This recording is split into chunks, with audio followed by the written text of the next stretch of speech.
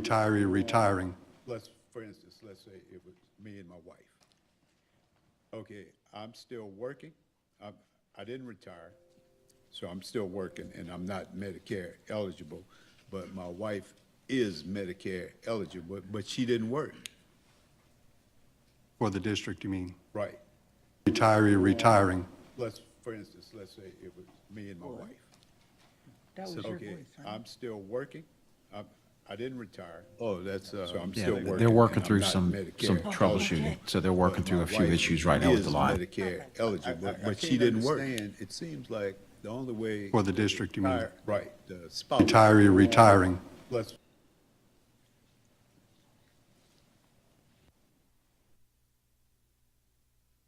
spouse would be eligible is because of, part, I turned it off because it was getting. Okay. While Because the employee has to sign up for the couple. an active employee is allowed to have their spouse on Right. their health care plan as well as their children, dependents, Right. you know, But family. But they're the person who fills out the form, not the spouse or the children.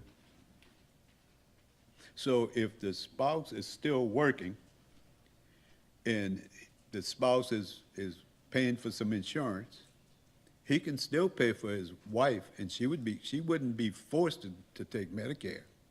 She's eligible for it, but she's not forced as long as she's covered.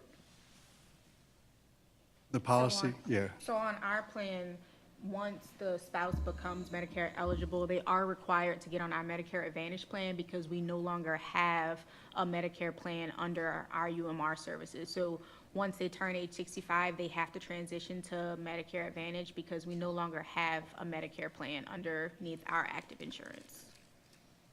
But for our employee, It's for all, it's for spouse and it's for the employees and their spouses who it's are always continuing. been that way? No, sir. When the board voted to transition all Medicare-eligible retirees to Medicare Advantage in January of 2025, that essentially erased the Medicare plan that was associated with UMR. So the only plan that we have available for Medicare-eligible is the Humana Medicare Advantage plan, which in turn means that the spouses would also have to be on the Humana Medicare Advantage plan. Well, then the spouse should pay for the Medicare themselves. The spouses I would pay think you for forfeit Medicare. your coverage when the person who's carrying you is, it's like the situation I said with me and my wife. It's like, I'm telling my wife, hey, you gotta go get on Medicare, and it's gonna cost me less to pay for me for coverage. I don't think that's right.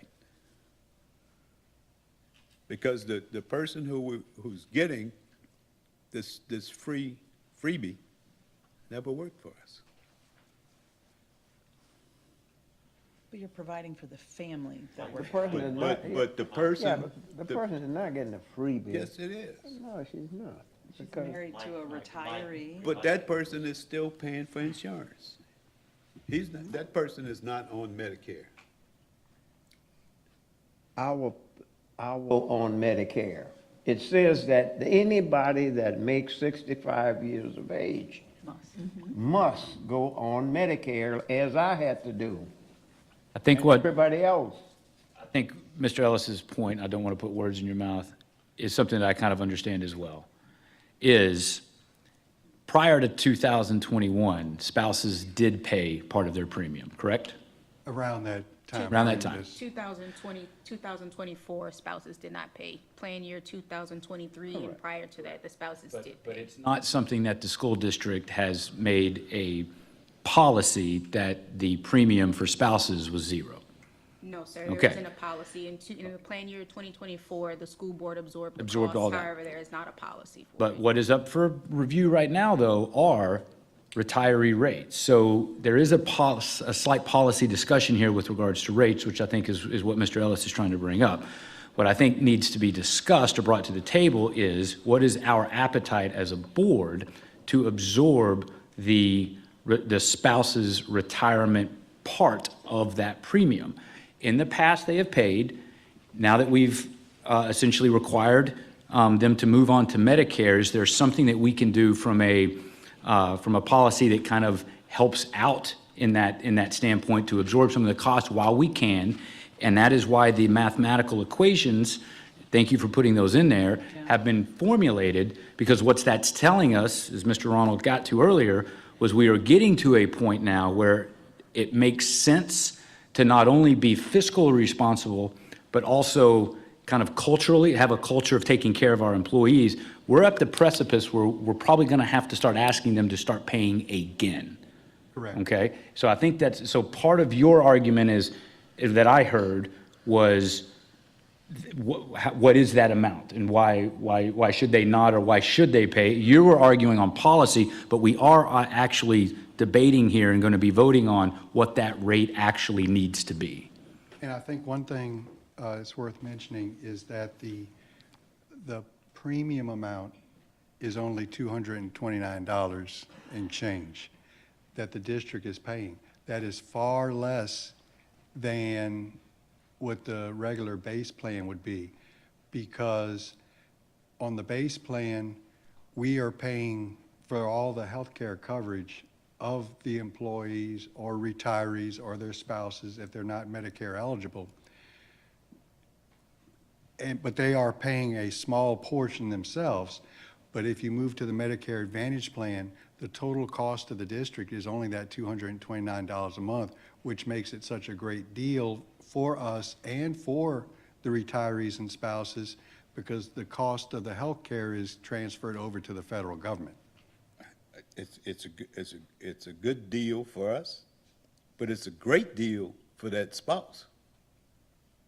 Because that spouse is not paying But a dime. correct me if I'm wrong, that's for only 2026. So 2027, that spouse may have to pay a premium if it's required, if there's an increase or so forth. And that's why that's a policy issue to be discussed to apply to that situation.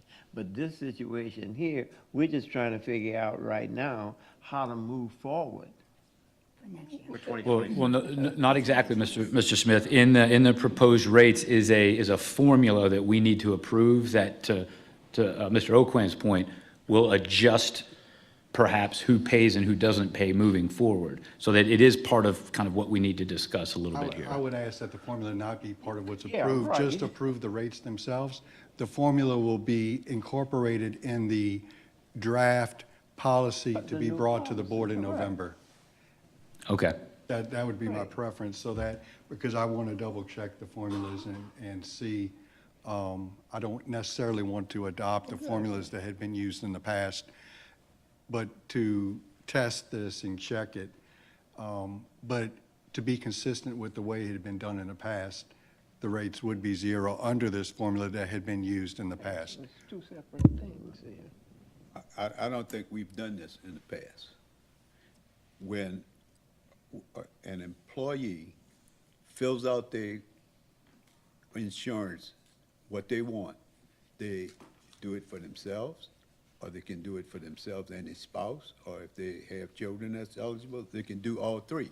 Only the employee fills out that form, not the children or the spouse. And we fixing to go, we're gonna have a spouse come in here that's never worked for us, take advantage of free insurance.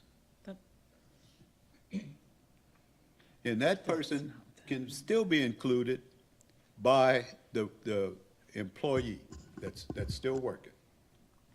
That person can carry his partner, and it's just gonna cost him a little bit more.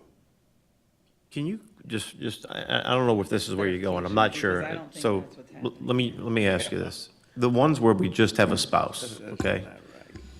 Is that something where maybe the employee had it and a spouse, and let's say the employee passed away, or is that why the spouse is, in other words, I guess what I'm saying is, they didn't retire, and the spouse came back 5, 10, 20, whatever point later and said, I want insurance. Can you It's a just, combination, so you have a few who are surviving spouses, which we're required by law to provide insurance to spouses who survive their retiree. And then the other ones are the retiree spouse is older than the retiree. They move So on to the let's other say thing. today's their birthday, so they turn 65, but they're married to someone who doesn't turn 65 until next year. So they're on the Medicare Advantage plan before their spouse for a little bit until their spouse catches up to them. It's not Or they just could a have a spouse that's 15-year married. man. Or the retiree may not be retired yet, happened to me. it may be an active employee. That happened to me. Correct. That's my point right there. So that, We still carry the spouse. but Absolutely. Yes, so the No, spouse no. would be on the base higher HMO until they The turn age employee 65. carries the spouse, not us. But they're on our plan. Yes. The employee is, so when you choose, as an employee, you choose the plan for your family, you and your spouse. So they're now on our plan, okay? One spouse, the other spouse is not an employee, but is still on our plan. Right. Turns 65. But the person who's not an employee doesn't get to fill out what kind of insurance. I think, to your point, that's valid. I think, to your point, that's valid. I've asked the same questions, and I do think moving forward, based on what Mr. White and Ms. Gales is saying, that they're, like, that's the cap. We're using it based off of what has previously been applied to come up with a zero cost. But moving forward, and to Ms. Cody's point as well, that is going to rise to the point where we are going to have to pass on an appropriate amount of money to the spouse in these types of situations moving forward. We hope to bring that to the board in November with a clearer formula, because this formula, while it has been applied in the past, we'd like to make it simpler to where we can apply it across the board moving forward. Agree. What are the actual numbers? Give me an example of how much. Do you have that paper that you showed me when we met that breaks it down? Is that on here? Never mind, it's not. Are you, Mr. Ellis, are you referring to the premium equivalents that the school board is paying? Yes. I do not have that. I in front of do me. not We can- either, I'm we can sorry. Share it out. We can certainly bring that information back specifically to Mr. Alexander if he wants to, where I can have Mr. White That's not meet with the you. same concerns you're speaking about. Why can't we do this and what we want to do in November at the same time? The reason we had asked to solidify the rates is so that we could inform our retirees, because right now, the current communication with retirees is snail mail. Should the board have associated a cost that could be passed on to the retirees or their spouses, we would have needed ample amount of time to inform the retirees, and the rates have to be updated manually, so we would have needed time to update it in both teachers' retirement and ELSERS before the effective date of January. Mr. Alexander, I'd be glad to meet with you tomorrow if you've got time, and I could show you all the various numbers if you'd like.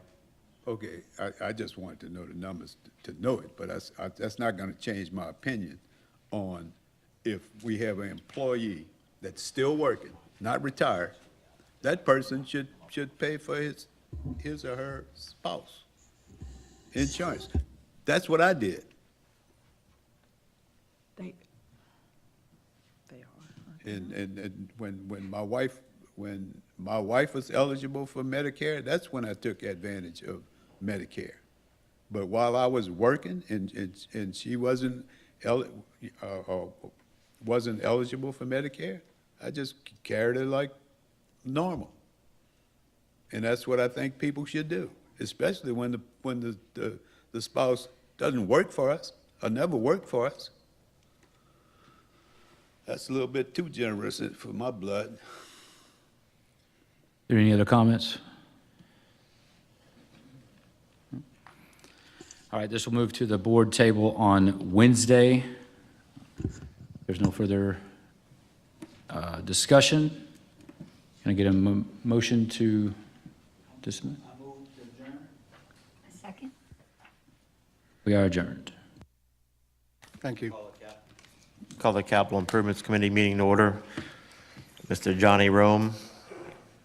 I think the first item on the agenda is 3.01, ratification of substantial completion, St. Charles Parish School Board renovation and addition project, which I believe we're sitting in right now. I'll let him Sure. Thank you and good all of evening. them. We have Mr. Mike Tabb representing Murray Architects with us here as well. He's the architect of record for the project. As Mr. Gregson said, it's the ratification for substantial completion before you of this very project. I'm hoping y'all ratify and approve it so we can continue to use this room. If not, everyone must exit the building. But we're here for any questions that you may have in regards. Obviously, the structure is ready. We do have punch list items with a value. We'll continue to work on those and work through the kinks, but the building is sufficient and ready for use. So any questions that you may have? Beautiful. Thank you. Thank you. Well done, looks nice, beautiful. Thank you. All right, Back from the PLC, everybody's back in there. Yes, sir, that is correct. We're still transitioning the media center over. We're doing some minor internal modifications, not part of this bid, to complete the warehousing portion for the media center, and then that full staff would move over at that point in time. But everybody that was in the central office building is back in their spaces. Yes, sir. all right, everybody good?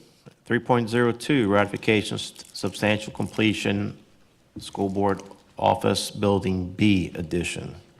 Yes, sir. And for everybody, for familiarity purposes, Building B is the addition in the back. That was the addition to the warehouse structure where the conference center is on the bottom floor, and the physical plant service department is upstairs, as well as the warehouse addition to the west, and then that same media center space that I was referring to.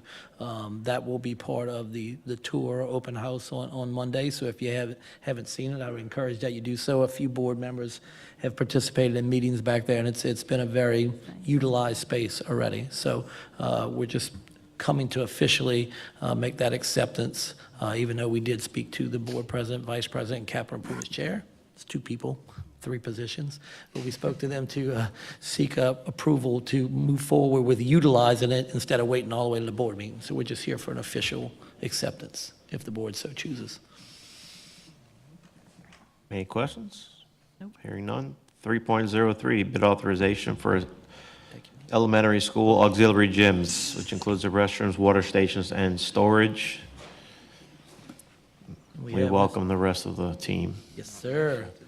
We have Not Mr. matching. No, I know, we didn't get the Shades of memo late. blue, shades of blue, though. We have Mr. Cade Rogers and Mr. Dwayne Foray representing the athletic side of the project for us.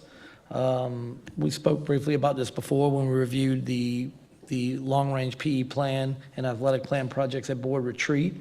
This was obviously a approved project on that list.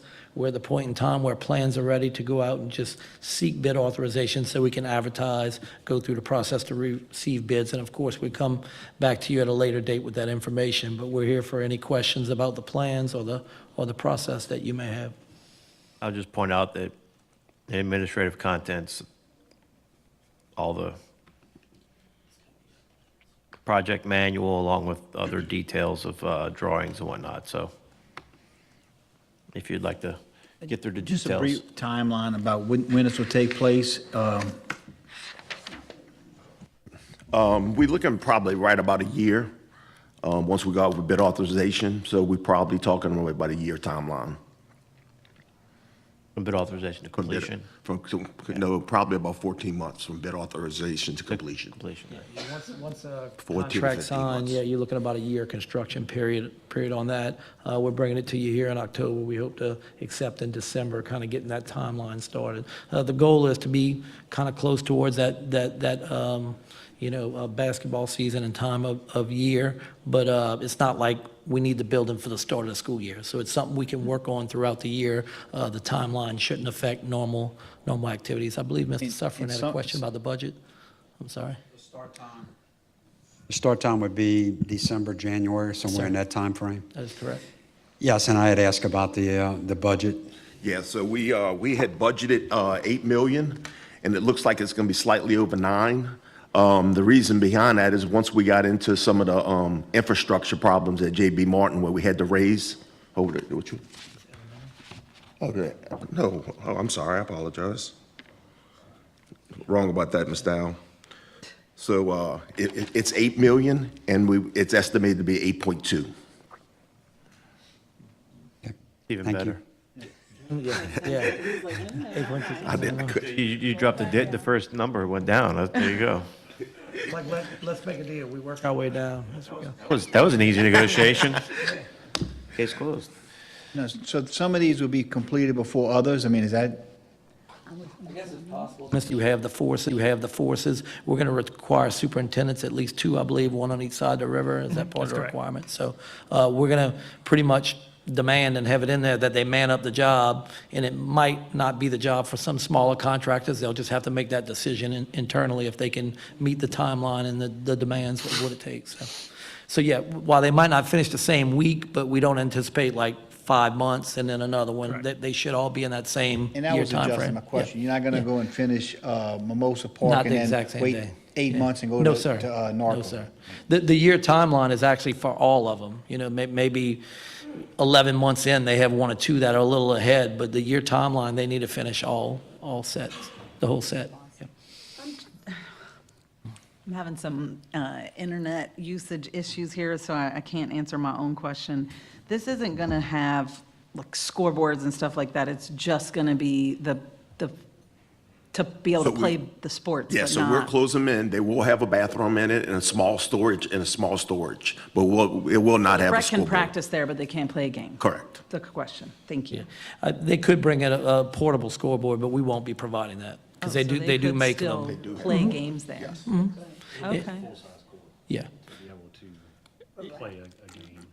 Well, I was about to say, well, you won't want the really have any bleachers, yeah. spectator Yeah. location, so it'd be really hard for the rec department to come in and play a game. Most of the sides are only like, 10 feet from the wall to the court, and we don't have any fixed seating or anything, so it'd be really difficult for them to play a game. Okay. Unless you, But with that being said, too, we had talked about putting some different fitness stations on side of the court as well, to where have enough room for a treadmill or some medicine ball type activities to incorporate some kind of physical fitness for our PE classes as well. Okay.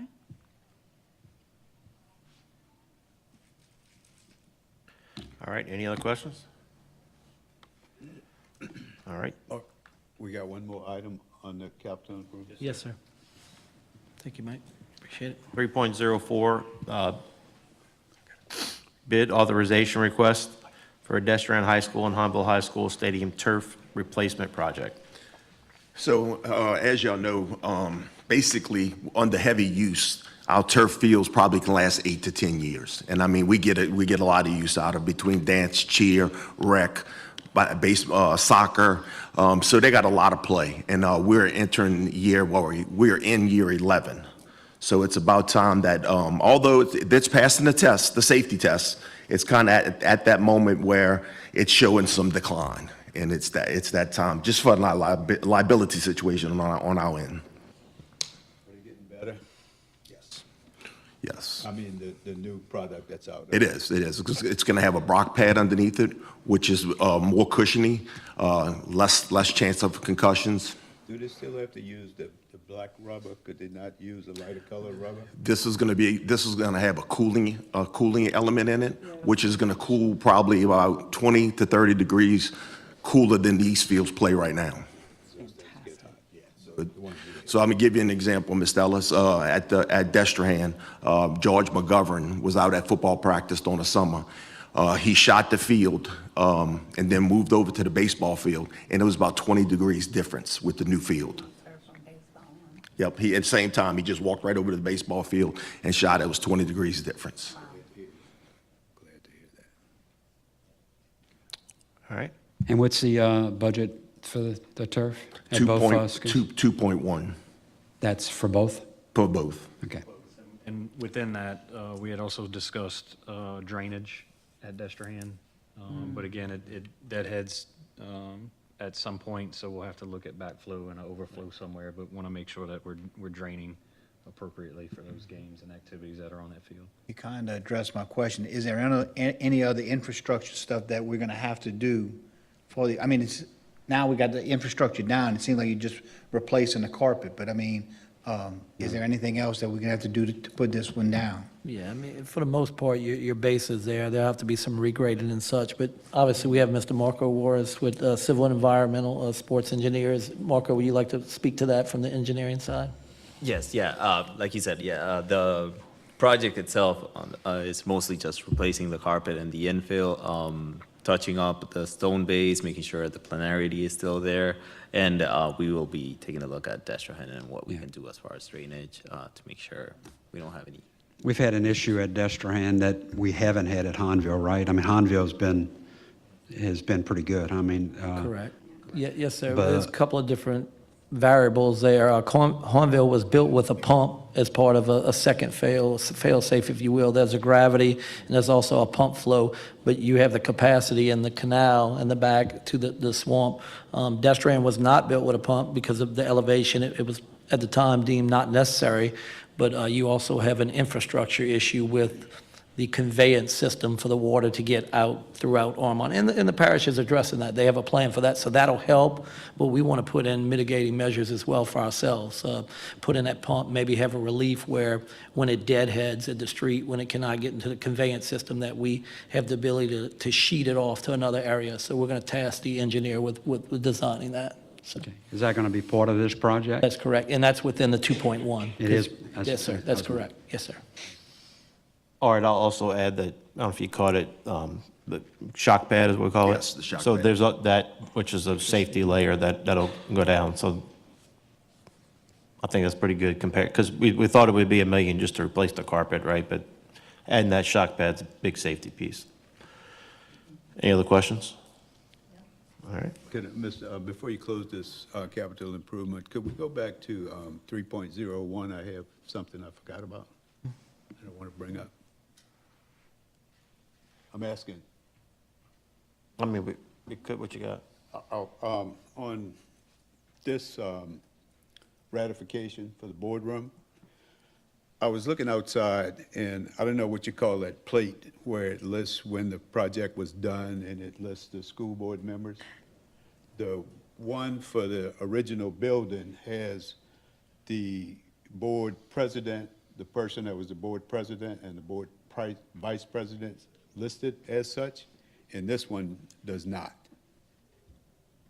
It was just a matter of practice. What is the, just, I guess, I've never asked this, so what is the practice? If you got a short version? Yeah, the current practice is this plaque is, they've been that way for, I didn't look at the 10 plaque, plus so I don't even years. know what's on it. Yeah, it is, from job to superintendent to board member districts to architect and engineering firm and such. Some of the older plaques did have president, vice president on them. They no longer do. Like I said, I'd have to go back and do some research as to why that change was made and report back. I don't have that offhand right now. Yeah. If there was no reason to just stop, Yeah. I would like to reinstate it, because, that's something that people walk in the building, they see. And ever since I was in school, when I was at Carver in first grade, I was looking at these plaques, and it named the school board members, they named the superintendent, they named the board president, and the board vice president. And we need to go back to that, because, there's going to come a time when we're not going to be here. And the record needs to be stated as it is. So if it's the pleasure board, we can certainly go back and start or would you want me to bring that back as an agenda item, or is that the pleasure of the board now to make that as a practice moving I forward? think we can do that right here, right now, at a committee meeting. So if the consensus is to do it that way, then we'll certainly confer with administration. We're to not move. redoing any plaques. Is that my understanding? Okay, as long as Just we're not. from this is point moving From this point forward. moving forward, No, any plaques? From starting with the plaque that's outside. The current. You don't want to go back to That's last year? already been printed out I don't and want- manufactured. Deal. That's All no big 8 are deal. on. I don't understand what the differentiation is between having the president and vice president's name on it when they're already on it as the board member. No, but they're on other plaques. The president and the vice president is listed as such. We I understand, think I think we understand that. My concern is I don't want to go spend more money to print a new plaque. No, that would be bad. How much If we would, want to how do much? it moving forward, then we can do it moving forward. Then let's vote. I mean, you hear where I am. Okay. Vote for it. Thumbs down. Yeah, that's thumbs up. Thumbs up. Yeah, moving forward. I think we need to look at it, I think- get us a cost, and let's evaluate, I mean, Do we really want these guys to do that much effort on that? I don't I mean, we either do it or we don't. Mr. Cody, you looking out for yourself. I would appreciate you stop making inferences as to what's going through my head. You looking out for yourself. You want to start it Hey. from now on, when you're going to be the president. Mr. Look, you're a little fiery today, Yes, and I am. I've let you go twice by assuming let things me that are going through my head. Stop. Both of you, stop. Come on, guys. Stop. You're not going to All let me right. go. Hey, okay. We're gonna, can I get a motion to end the capital improvements committee meeting, please? Administration will bring back the cost of the plaques to the board at the next committee meeting, and then the board can give us further direction at that time. Make a motion to end the capital improvement meeting. Ms. Weber and A second. Mr. Cody. Thank you.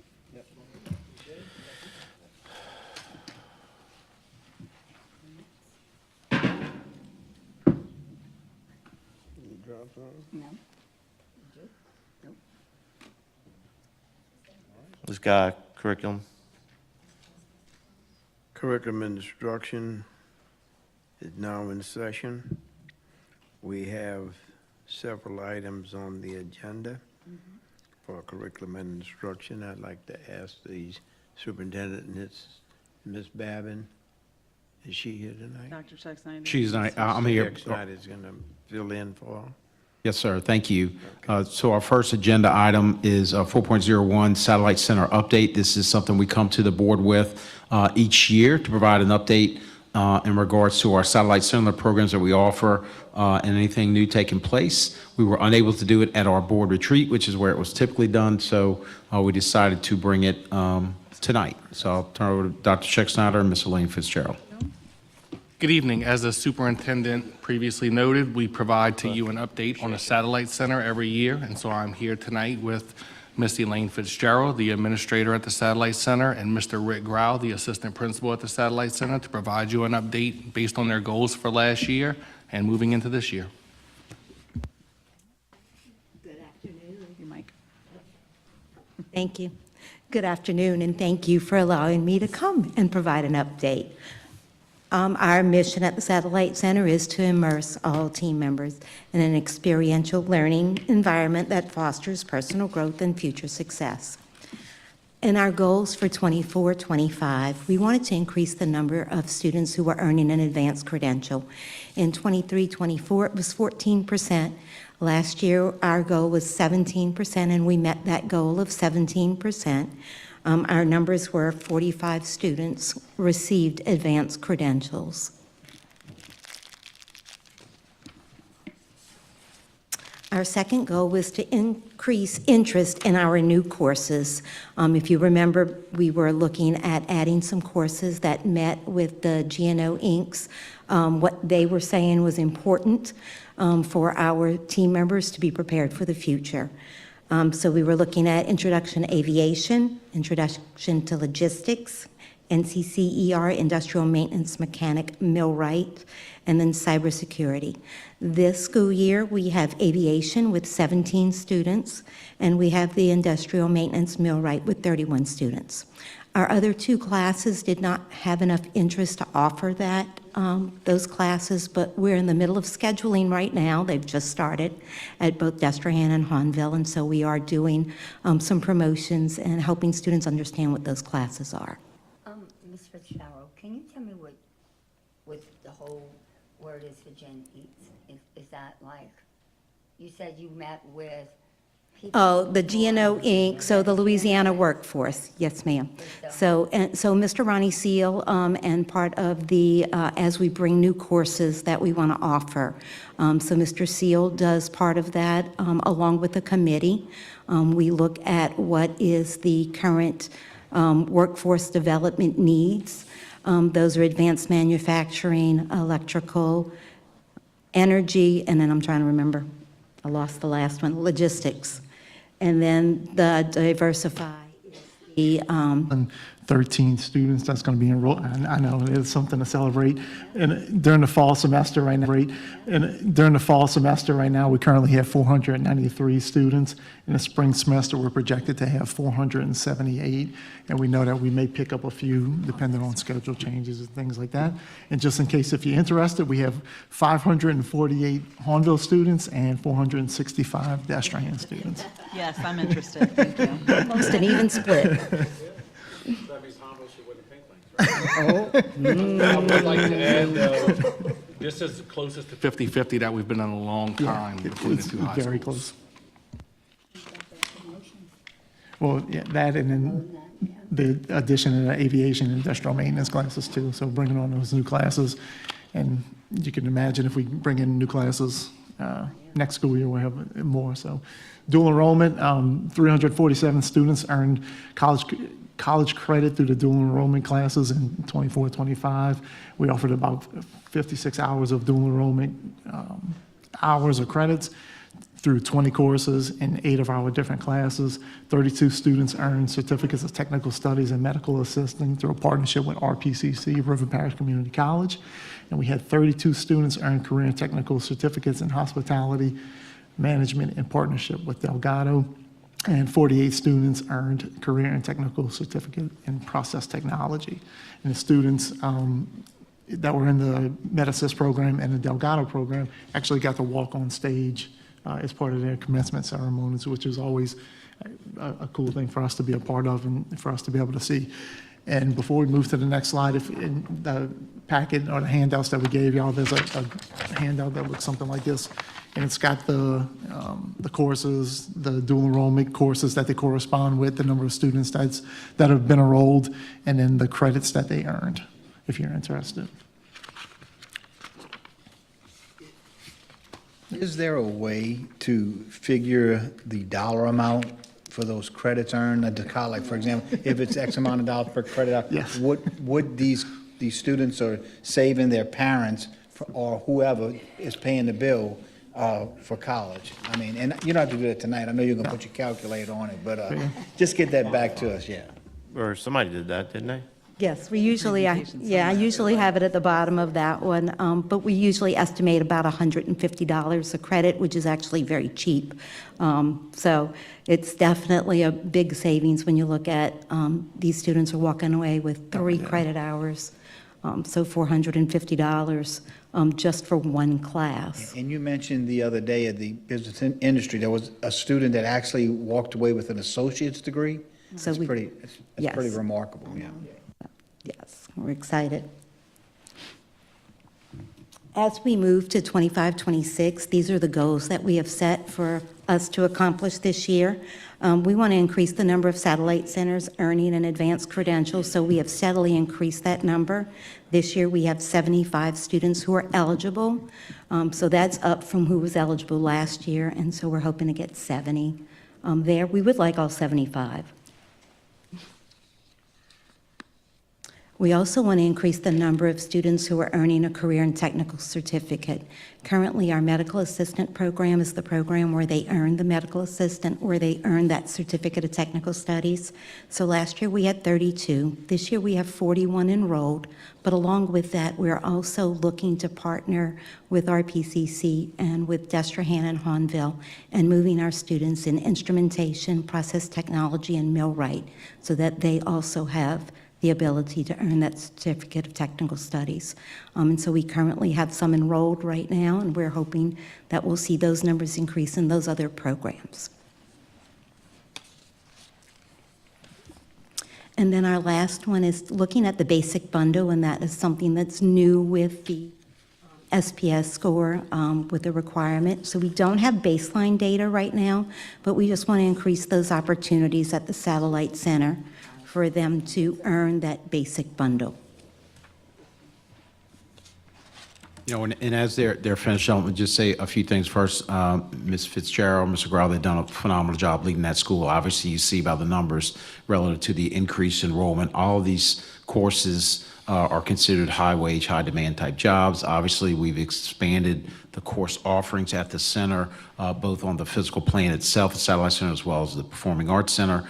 we almost get to a point where there are so many options for kids, right? That, what can we continue to add? But value-wise, working with the Workforce Development Commission, LED, with Mr. Seal and the CIA department to ensure that what we are offering will strengthen our local, regional, and obviously the state workforce. As was stated at the last Business and Industry Breakfast held at the Satellite Center, a lot of our courses that we provide are devalued in a pretty significant way as it pertains to the new accountability system, but that is not going to deter us from continuing to add value to these courses, ensuring our students, reach the potential for them to be successful in whatever career path that they may choose. However, at the same time, we are kind of walking down this parallel path of making tweaks in how we are providing some of these courses, like her last slide, Ms. Fitzgerald, relative to these basic bundles. There's, required courses for students to be able to take and accomplish as aligned to the new accountability system that would still add value to their course path. So while not everything there will necessarily get the same amount of value, some of the things we are doing is tweak to align to that. So very proud of the work that you guys are doing, including Dr. Scheck and overseeing our secondary schools, as well as the courses offered at both of our high schools that are very much aligned with our career development initiatives. And then finally, I'll say this, just in the last 3 weeks, by hosting the 5th District Court of Appeals judges at the Satellite Center led to an opportunity to present at the House Education Committee meeting 2 weeks ago in New Orleans, based on what they saw at the Satellite Center. And I haven't told you this, Miss Elaine, but I just forwarded your request because we have a meeting on Wednesday. A former Bessie member wants to come tour the Satellite Center because they're very much interested in how we provide these opportunities for our students and how the center is set up. So once again, just want to commend you. We are a light. We are recognized across the state for our Satellite Center courses that we provide. So thank you for your work and your commitment to improving our services for our students. And also, I want to comment on the Business and Industry Breakfast. When we went through the tour, so many amazing compliments were said about you guys and the facility. So thank y'all for that as well, for continuously opening your door. And it's obviously the talk of the town because people are reaching out saying, okay, what is all this? So, kudos to y'all and that good PR. And thank you, Dr. Ortling, as well, for hosting those things because that is what's getting that positive word out about the good things that we're doing here and trying to make sure we're meeting our accountability as well. So I appreciate it. I would just like to make some similar comments. Congratulations, and thank you to your team, to Dr. Ortling, Dr. Scheck, Mr. Seal. It's just incredible the progress that has been made in a few short years in the Satellite Center. It wasn't too long ago that, we had some serious concerns about the sustainability of the Satellite Center. And again, it's just been incredible to see the progress that's been made. And so again, congratulations and thank you, to everybody involved. I know we do an open house and we invite 8th graders. I know we do an open house and we also invite 8th graders to attend. Didn't you recently just start allowing 5th graders to come? Yes. And kind of walk through, so they're already getting the exposure of what's to come. I was talking to somebody literally earlier today about what the Satellite Center has provided for the kids in our community that might have thought the only path was a 4-year college or military. And this has given, I think, hope and a plan and a purpose to so many people on so many avenues.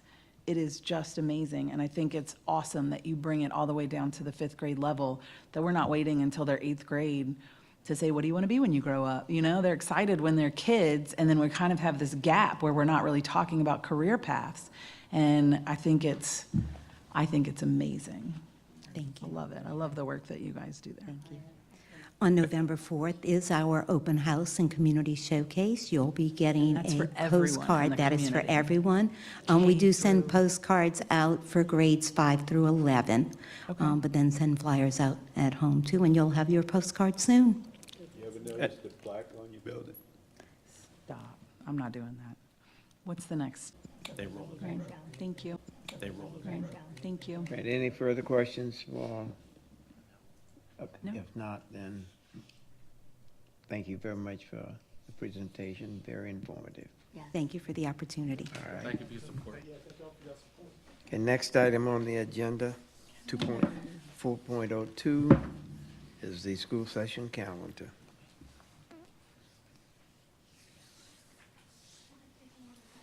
Yes, ma'am. And we have Ms. Alexis Cannon and Ms. Regina McMillan to provide the overview of the calendar. Mr. Smith? Green. Good evening, and thank you for the opportunity to present the proposed calendar to you this evening. I want to give a special thank you to Mr. Suffren and Ms. Boudreau for serving on the calendar committee this year. So first, I'm just going to go through our survey responses. So we had a very keeps going off. Strong response to our calendar survey, which was conducted on September 3rd through 11th. We had 2,465 responses that were submitted, and of those, 1,126 were employees. So we definitely had a lot of individuals complete the survey this year. So just to quickly go through the results, one of the first things that we asked was about the fall semester.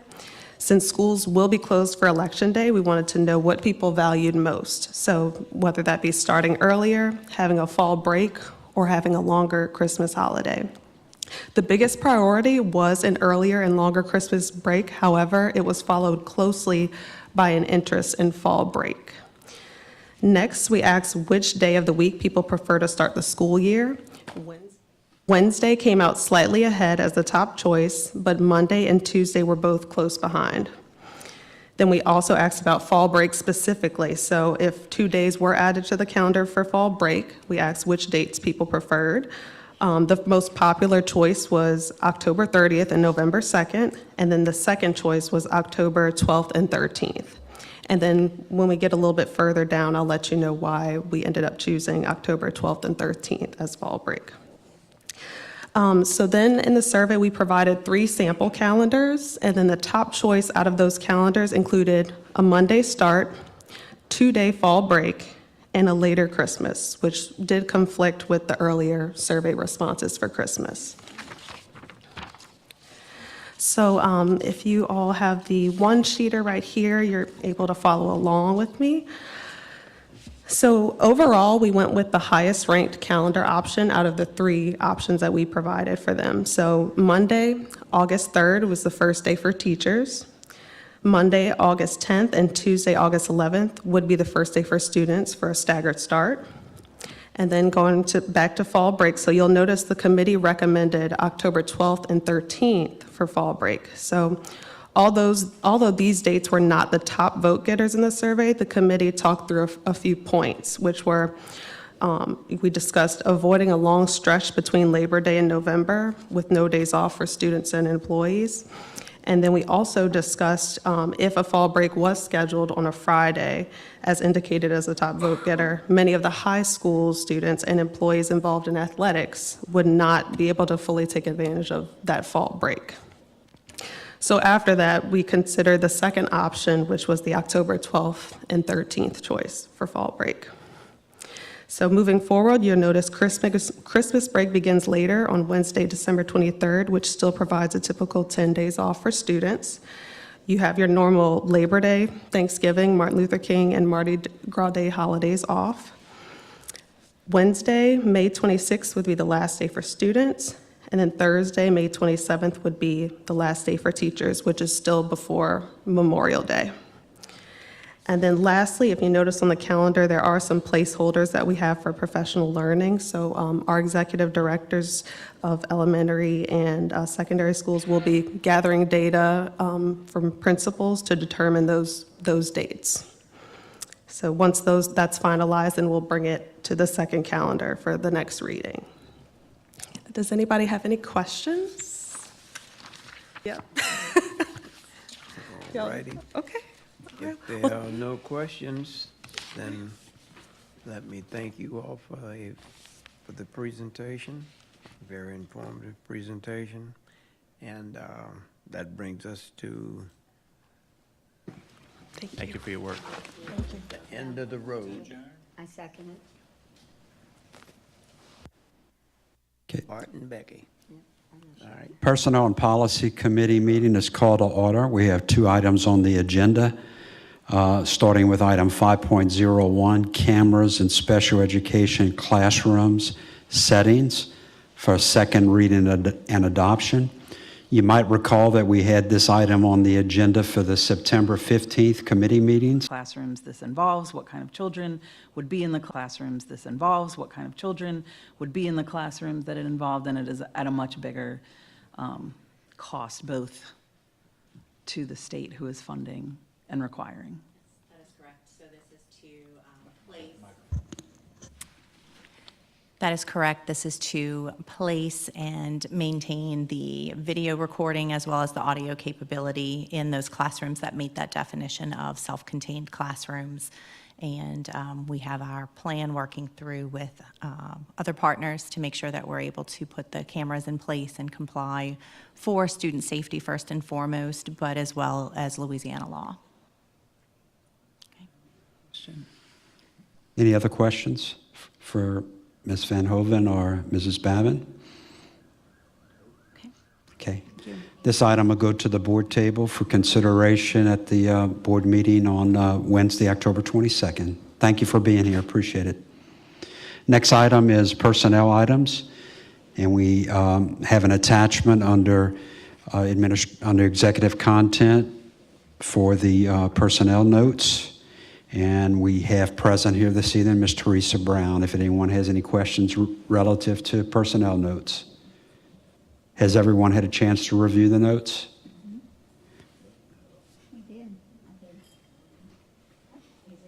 Easy enough. Thank If you. there's no questions, we'll move this item to the board table for consideration on Wednesday. Move to adjourn the Personnel and Policy Committee. We have a motion by Ms. Weber. If there's no objection, we stand adjourned. Next up is the technology. Mr. Alexander. Next up is the Technology Committee, 6.01, and I'll turn it over to Ms. Kelsey Hagel. Part of the Technology Committee is myself, Mr. Gregson, and Mr. Suffren. All right, good evening. So I have an RFP right now I would like to go forward with that will allow us to use E-rate funding. So if you remember, I had that whole lecture on E-rate last time. This is a different category of E-rate. So what this category of E-rate is for specifically infrastructure. So with Category 2, we get a specific amount of money per student from federal funding. So if we lock in our rate now, which we intend to, we'll get about 1.8 million for any kind of program that comes with the infrastructure of technology.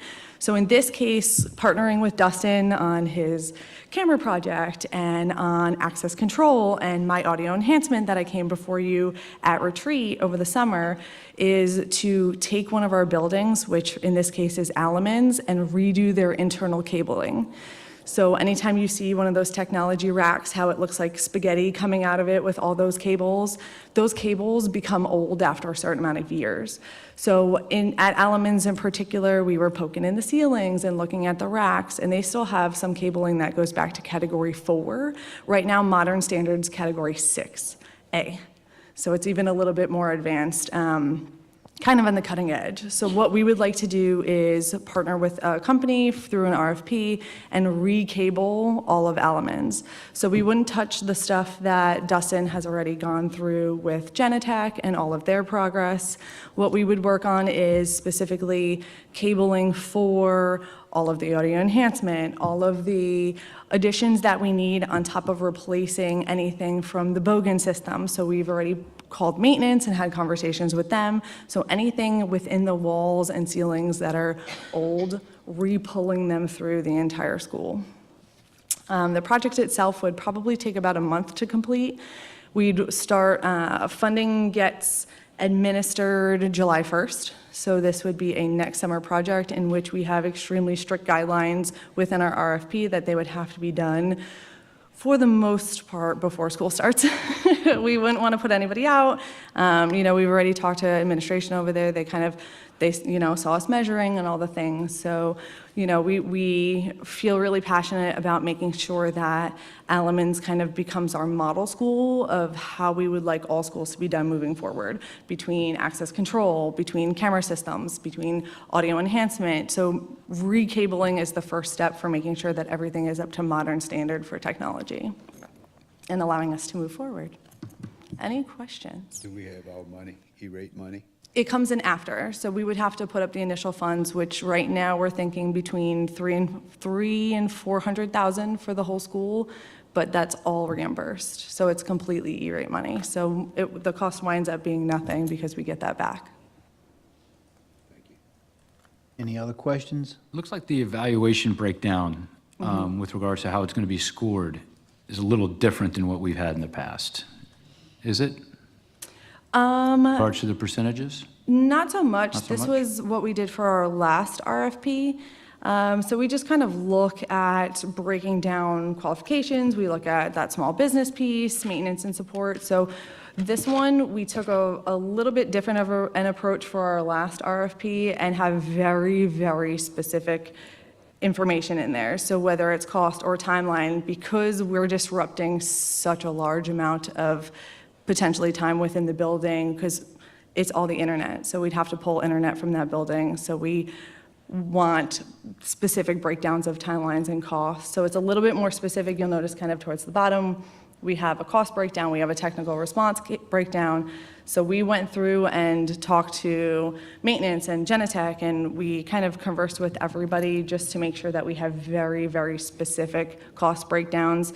When we have the attachment that will go out has every part and piece. So it's this ridiculously long spreadsheet with every piece, and then they have to provide the exact cost for the piece. If not that specific piece of equipment, then something similar with the cost breakdown as well. So it's But these very percentages complex. are in line with where we've been? I think they're a little bit off, Ms. Hegel. You think so? If you look at Okay. page 4, I think it's a little bit over 100%. Is that what you were referring to, Ms. Cody? I remember the last two being around 5%, and so. That should be 5, the last Yeah. Request for qualifications, lobbying and services. The members on this committee is Mr. John Smith and Ms. Karen Boudreaux. Thank you, Ms. Weber. As you know, a couple of years back, the board did approve to go out for a request for proposals or qualifications for lobbyists. We have used Magnolia Strategic Consultants for several years. Their original proposal was for so many years with 2 extended years added on. So we have gone through those 2 extended years. So now's the time that we would go back out for another request for qualifications. So I brought this to the board to find out what your preference is as far as moving forward with lobbying services for the future. Does anyone have any questions? Were you asking if we want to, just to clarify, do we want to move forward with it? And if yes, move forward with this RFQ or? The agenda item is for a request for qualifications to RFQ, get yeah. proposals and qualifications for anyone interested in providing lobbying services on behalf of the school board. We've been in this contract 2 years? No, sir, I believe it's been 3 years. 3? Mm-hmm. We're not allowed to extend that. The original proposal gave us 1 year. If that's the board's preference, I can follow up with our current lobbyists and see if they would be willing to do that. Yes, sir. It was the original contract was Correct. for 1 year with an option to extend 2 years. We've extended those 2 years for a total of 3 years. Therefore, it would be appropriate to open it back up for requests for qualifications. And certainly from that standpoint, if we wanted to make a different set of years for that contract, we certainly could. Right. What I'm just simply mulling over in my mind is whether or not, if we are happy with the services rendered, is there a way that we can either modify the present contract by amending the contract to allow us to extend it or whatever we need to do to extend that, if we're satisfied with that, if we feel that there's an advantage for us going back out to the marketplace, then I won't oppose that either.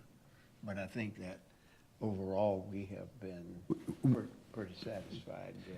We have, but I also think, Mr. Smith, it's always good to invite others just to make sure, while we certainly, I think, have been pleased with our current set of services, we're also very active from a standpoint of representation at the different, well, at the House and Senate, I guess.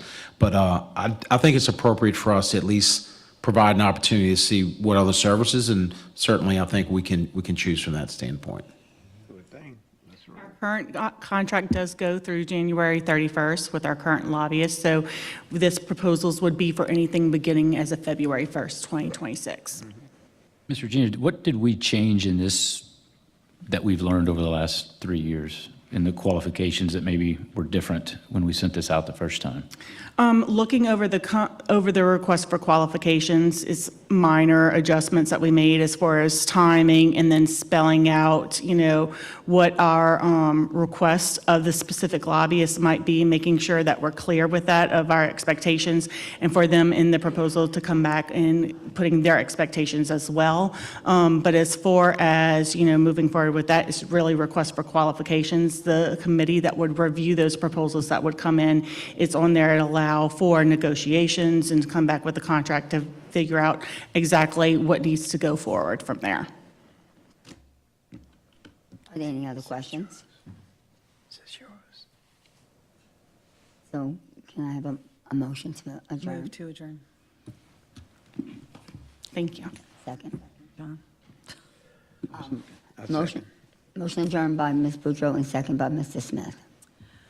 All right, I call the Finance and Audit Committee to order, and we have Mr. Alex Suffern and Ray Gregson on this committee, and you're going to talk about finances. Thank you. Good evening again. The accounts payable, I believe, is the only agenda item, and the budget to actual report is attached as Then well. please refer to the budget to actual comparison and executive content, Mr. Gregson. Thank you. Please do so. Then now I move to adjourn. That's all we have? Yes, ma'am. Awesome, thank you. That was me moving to adjourn, by the way. Thanks. And Ms. Gresson. Ray and L. Thank you. Consent items, tell me if you have any objections. So looking at committee agenda item numbers, 3.01, 3.02, 303, 304, 502, 601, 701, 801. That leaves, if you want the shorter list, I'll give you the do not consent is 2.01, 5.01, and 4.02. I think you're good. I agree. There you go. So now I move to officially adjourn? There you go. Just to remind the board, we're going to pause, allow the table to lift, and then we're going to run through a mock-through for Wednesday night's board meeting so that everyone is comfortable with the position, the order of events. And also want to have Ms. McMillan as well as Mr. Cade Rogers review some safety and some other details relative to Wednesday night's celebration or opening. Mr. Gregson's birthday cake and Mr. Alex Suffern's Hey, birthday that's cake. right. And For Dr. Orr. all the three, and Dr. Ortling. People having birthdays? All those people having